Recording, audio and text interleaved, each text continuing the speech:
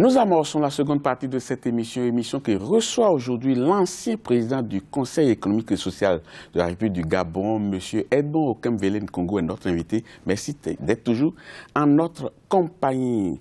En début d'émission, on a fait un peu l'état des lieux, mais il y a un certain nombre de faits sur lesquels je voudrais quand même qu'on s'appesantisse un peu, surtout en termes de malgouvernance, parce que à la page 86 du livre, vous citez deux éléments importants qui, quand même, ne laissent personne indifférent. Vous dites que le chef de l'État s'approprie et brade le patrimoine de l'État au franc symbolique.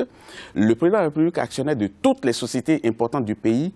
Les palais présidentiels d'Afrique francophone passent le clair de leur temps à recevoir des hommes d'affaires et investisseurs étrangers, ce qui transforme le palais présidentiel en une chambre de commerce. Le constat, il est accablant. Mais comment est-ce qu'on peut en sortir? Oui, monsieur Botton, le constat que vous faites là, le constat que j'ai fait sur les 4 années de recherche, c'est un constat qui est fait par tous les citoyens francophones, qu'ils soient en France. Vous connaissez l'affaire Big Malion, vous connaissez l'affaire Cahuzac, vous connaissez en Afrique récemment le directeur général Bolloré vient d'être mis en examen. Vous connaissez ce qui se passe au Japon avec Carlos Ghosn. Mais je crois que ce constat est déjà fait. Je ne vais pas m'appesantir là-dessus, mais je crois que chaque citoyen francophone, surtout au niveau de l'Afrique, voit tout ce qui est fait, voit comment s'enrichissent le président de la République lui-même, comment s'enrichissent les membres de sa famille, comment s'enrichissent les connaissances. Tout cela à cause de la concentration de pouvoir. Voilà, oui. Parce qu'il n'y a pas de contre-pouvoir. Il n'y a pas de contre-pouvoir. Le premier, c'est naturel. Il y a des Africains qui ont été oubliés, des gens qui ont été à la position. Je prends le cas du président Macron aujourd'hui. Il a dit qu'Hollande n'a pas bien gouverné.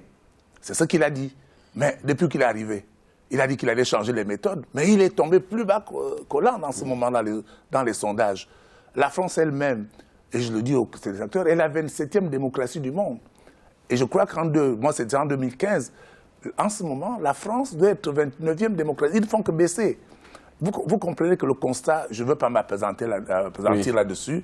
Mais est-ce que vous pensez qu'on peut s'en sortir? Oui. Pour s'en sortir, oui. Ce sont là les propositions que je fais. Il faut d'abord partager le pouvoir. Aujourd'hui, les plus grandes démocraties du monde, on peut dire qu'il y a 2 ou 3 modèles de démocratie. Vous avez le modèle le plus répandu qui est utilisé par la plupart des grandes démocraties, les États-Unis, l'Espagne, le Royaume-Uni, l'Allemagne, et ainsi de suite, c'est le modèle parlementaire. C'est un modèle qui partage le mieux le pouvoir. Et dans mes recherches, je trouve qu'il faut encore le faire comme l'Allemagne l'a fait. Il faut y ajouter une bonne dose de fédéralisme. Et je vais m'expliquer. Je crois que c'est ça le plus important. Oui, mais avant que vous nous expliquiez, quand vous dites partage de pouvoir, mais les francophones aussi estiment que le modèle de gouvernement qu'ils mettent en place, le modèle de constitution qu'ils mettent en place, c'est une constitution qui installe des institutions de pouvoir et de contre-pouvoir aussi. Parce que le Parlement est censé contrôler l'action du gouvernement. C'est peut-être ces institutions qui ne jouent pas correctement leur rôle. Je crois que quand vous allez lire mon livre, vous verrez que le problème vient d'où? Je pense que Charles du Général, c'est un militaire. Quand le général arrive au pouvoir en 1958 et qui met sa constitution de la communauté franco-africaine, où il y avait la France avec toutes les colonies, qu'est-ce que le général a fait?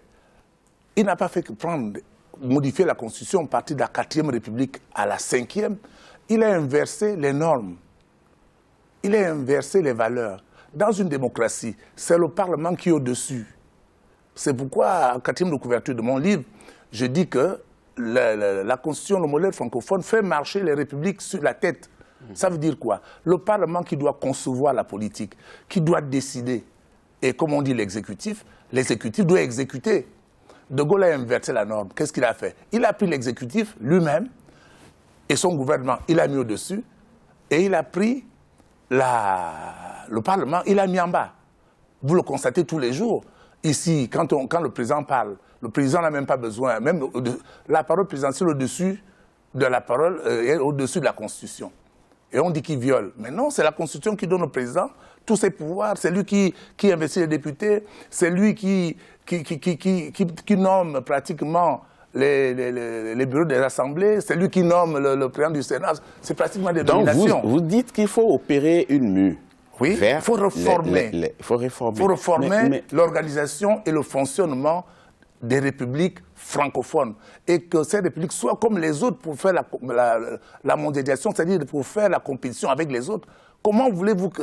Qui a déjà marché? Où on a déjà vu quelqu'un marcher sur sa tête? Que les membres commandent la tête. En démocratie, pour vous dire, qu'est-ce qu'on dit? C'est le gouvernement du peuple, pour le peuple, par le peuple. Tout à fait. Le peuple en démocratie, c'est l'Assemblée nationale. Or, à partir du moment où ça devient maintenant un pouvoir concentré, personnifié d'une seule personne qui est le président de la République, le jour que le président parle, tout le monde à la télévision en pensant que sa vie va changer, tout le monde attend une nomination. Dans les républiques parlementaires, on ne nomme pas. Quand le président ne fait que proposer des nominations à l'Assemblée, et c'est l'Assemblée qui valide. Vous voyez Trump aux États-Unis, c'est comme ça que ça marche. En Allemagne, c'est comme ça que ça marche. En Espagne, ça marche comme ça. Les seuls qui utilisent ce pouvoir personnifié, unique au président de la République, le seul modèle, c'est le modèle francophone. Monsieur Okemvele, on va faire un peu de pédagogie. Allons-y. C'est vrai que nous sommes en train de critiquer un peu le système francophone. Il faut opérer une grande réforme pour aller vers le système anglo-saxon. Mais comment est-ce qu'on va opérer? Qui va donner le temps? Qui va initier cela? Ça va commencer par qui concrètement? Pour être plus concret en fait. Oui, mais je crois que ça va d'abord commencer par moi. Ah. Je viens de passer 4 ans à comprendre pourquoi ça ne marche pas, à comprendre pourquoi le printemps arabe, à comprendre pourquoi les gilets jaunes. Je viens de passer 4 ans. Je commence par moi. Maintenant, ceux qui disent que ce n'est pas ça, je mets le débat sur la table. Oui. Et ce débat-là, je vais continuer. Le livre est déjà sorti. Et je vais continuer pédagogiquement à aller rencontrer les gens, les associations, les parlements africains qui veulent en discuter. La presse, vous avez fait aujourd'hui, vous êtes pratiquement une des premières presses africaines à le faire. Le débat va s'installer. Vous pouvez me faire confiance. Donc vous voulez dire que si on prend l'exemple de la France, de la grande France, qui aujourd'hui s'empêtre dans des problèmes, vous voulez dire que si on pousse loin, ce n'est pas les hommes qui sont à la tête des institutions qui sont mauvais, mais le système qui plombe leurs efforts. C'est tout ce que je dis. Puisque vous-même, vous voyez que la France a changé de président, au moins 4. À chaque mandat, on change. Un grand journaliste français qui peut se reconnaître, quand je commence il y a 2 ans, quand j'avais déjà commencé à voir ce qui n'allait pas, me dit non, mais monsieur Okemvele, mais allez arranger les problèmes chez vous, des détournements de fonds des présidents, ceci, cela. Mais la France, nous, on est en démocratie. Ce journaliste, depuis que je suis arrivé, j'ai essayé de le joindre. Il ne peut plus me voir parce que j'ai dit, mais cher ami, une hirondelle annonce le printemps. Ce n'est pas parce que vous changez de président tous les mandats que vous êtes en démocratie. Lui-même, les gilets jaunes nous rappellent bien que même la France n'est pas en démocratie. Est-ce que vous suivez? Donc, le changement va se faire. Moi, je suis convaincu, puisque à force de continuer à nous patauger dans la choucroute, avancer à reculons, comme je le dis dans mon livre, les gens comprendront bien que ce n'est pas parce qu'on aura changé les gens. Prenez le pays, vous avez vu le président au Sénégal, le président Wade. Il a critiqué Abdou Diouf et tout le monde. On s'est dit que quand Wade va arriver, ça va aller très bien. Mais quand il est arrivé, il a fait quoi? Après, les Y en a marre l'ont balayé.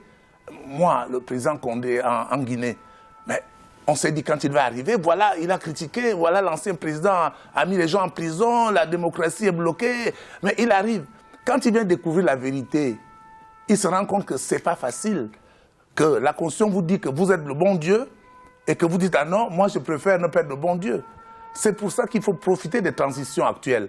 Mais vous dites qu'il faut profiter des transitions actuelles. Mais avant d'en arriver là, voyons le discours que vous prenez. Est-ce qu'il est politiquement correct? Est-ce que les dirigeants d'aujourd'hui, quelle que soit leur envie d'instaurer une démocratie, est-ce que c'est un discours qui sonne très bien dans leurs oreilles? Non. Même à moi-même, je me dis, je fais partie du pouvoir dans mon pays. Si vous m'aurez dit c'est à 4 ans, je vous aurais dit non, c'est pas ça, c'est pas ceci. Mais quand je fouille bien, et je peux vous dire, un des reproches que je fais dans mon livre au système francophone, c'est qu'il tue la réflexion. C'est pourquoi nos écoles sont en train de mourir. Comment? Oui. Mais parce qu'à partir du moment où c'est les membres qui vous commandent, on ne réfléchit plus. Dès qu'il y a un problème en Afrique aujourd'hui, en Afrique francophone, la France, comme ils l'ont fait la dernière fois, envoie des bombardiers. Comme ce fut le cas au Tchad la dernière fois, où le président vient dire, c'est le président tchadien qui m'a demandé de l'aide et on est allé bombarder. Est-ce qu'on a réfléchi? Oui, mais est-ce que c'est la réflexion dans ce cas? le président Kadhafi, qui faisait la dictature dans son pays, on a dit que c'est une dictature et tout, on est allé bombarder.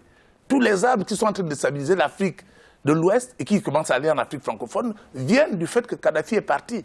Est-ce qu'on a trouvé, et je crois que c'est le président Déby qui l'a dit, il a dit mais la France a bien tué Kadhafi, nous les Africains n'étaient pas d'accord, mais maintenant où est le service après-vente? C'est-à-dire que quand on arrive comme ça, on ne réfléchit pas. Les éléphants blancs qu'il y a dans nos forêts, c'est pourquoi?